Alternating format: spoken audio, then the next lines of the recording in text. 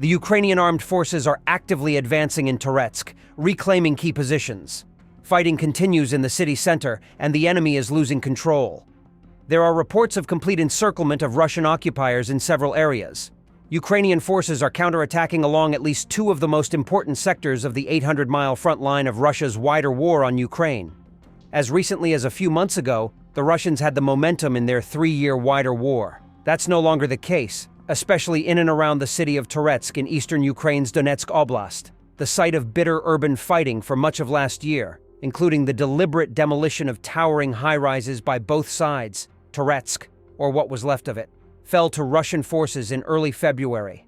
A mining city with a pre-war population of 35,000, Toretsk is important.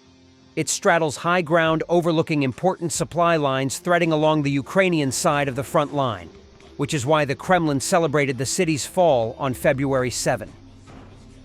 As a result of active offensive operations, the city of Dzerzhinsk in the Donetsk People's Republic was liberated, the Russian Defense Ministry announced, using a Russian name for the city. But Russian control of the city didn't last long. 2 weeks after the Russians fully occupied the ruins of Toretsk, the Ukrainians counterattacked and swiftly advanced back into the city. One Russian military blogger inadvertently revealed the extent of the Ukrainian advance during a botched effort to downplay the advance on Monday. The Crests decided to counterattack, flew in on February 23 in their American armored vehicles to the border areas of the city of Toretsk, the blogger wrote, using a slang term for Ukrainian troops. The enemy was eliminated. In fact, the video the blogger posted alongside his missive revealed Ukrainian troops in central Toretsk, and not just in the border area, as the Russian claimed. A week later, western Toretsk was again contested, according to the definitive Ukraine control map. And it was possible a few Russian troops were clinging to an exposed salient jutting into the urban no-man's land. The Ukrainian brigades around Toretsk, including the 92nd Assault Brigade and the 100th Mechanized Brigade, joined sister units that recently successfully counterattacked on the eastern edge of the 250-square-mile salient Ukrainian forces occupy in western Russia's Kursk Oblast. What's especially ominous for the Russian field armies in Ukraine is that they've been reprioritizing the Toretsk axis after getting repulsed outside the fortress city of Pokrovsk, 25 miles southwest of Toretsk. The Russian command in the theater of war is focusing its main attention not on Pokrovsk, but on the adjacent Novopavlivka and Toretsk directions, the Ukrainian Center for Defense Strategies explained. But the reinforcements haven't helped in Toretsk, at least not yet. Even bolstered by troops transferred from the Pokrovsk axis, the Russian regiments in and around Toretsk are falling back. In so doing, they make a mockery of Trump's claim in his combative White House meeting with Zelensky that the Ukrainian president is in a weak position. "You have to be thankful," Trump raged. "You don't have the cards. You're buried there.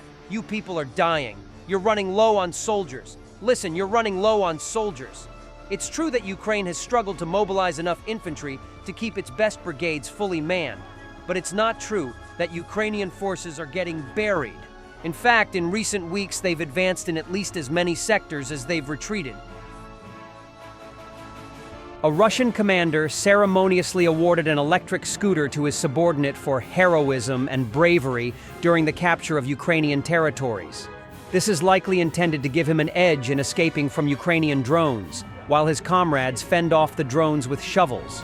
Так, Арчибас, значит, что я тебе хочу сказать? Второй батальон знает и чтит своих героев, которые работают, служат на благо Родины для всей нашей общей победы. И для облегчения твоего труда и признания твоих героических подвигов и заслуг получи от второго батальона новую техническую вещь, которая тебе, в принципе, поможет в дальнейшем несении службы. Заноси. Вот такая штука. Это чтобы ты ходил и двигался быстрее. Ключи уже у тебя. Ну давай, запускай.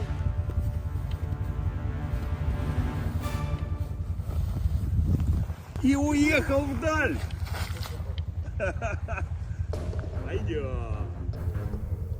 Russia's mobilization referral system has devolved into a fraudulent scheme. Organized groups recruit alcoholics, individuals with mental disorders, and those with cerebral palsy to sign contracts with the Ministry of Defense under the Bring a Friend program. However, as the post's author points out, the real issue isn't just fraud. It's that military enlistment offices eagerly accept these recruits and boast about exceeding their quotas.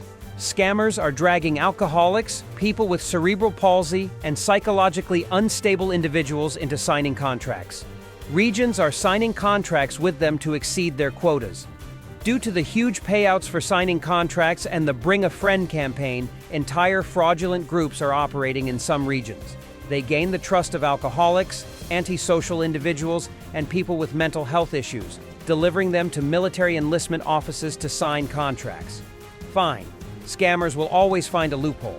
That's something law enforcement should deal with. But what about the recruitment centers? Do they even see who they're signing contracts with? Or are they so blinded by the desire to report success and present nice numbers to top leadership that they don't care? During a conversation with Mexican leaders, U.S. Defense Secretary Pete Hegseth threatened military action if the government does not start fighting drug cartels, reports the Wall Street Journal. This statement somewhat deteriorated relations between the governments and created some tension due to the threat from the United States to the territorial integrity of Mexico. Hegseth notes that if the necessary measures are not taken, the U.S. armed forces will unilaterally start acting on their own. He also emphasizes that he does not tolerate the fact that the Mexican government is colluding with drug cartels, which is why some of their actions are only indicative and have no impact on the fight against drug cartels and their leaders. In addition, the Mexican authorities recently extradited 29 drug cartel members to the United States to face prosecution. According to the Journal, the exchange was made partly to appease Trump and after hints of possible unilateral action by the United States in Mexico. During Hegseth's visit to Guantanamo Bay in Cuba, journalists asked him about the seriousness of his intentions, and he replied that the question was still relevant. "We are not ruling out any options," he said. Earlier, the United States had deployed 500 Marines to the border with Mexico to support border guards.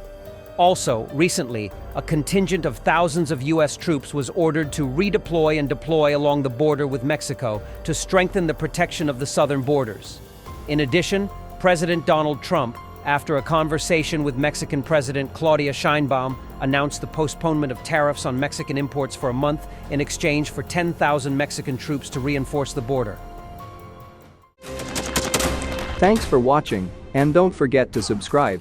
Also, if you want to support Warthog Defense, please become our member and get early access to new videos, exclusive members-only videos, and become administrator in comment section. The membership link is in the description.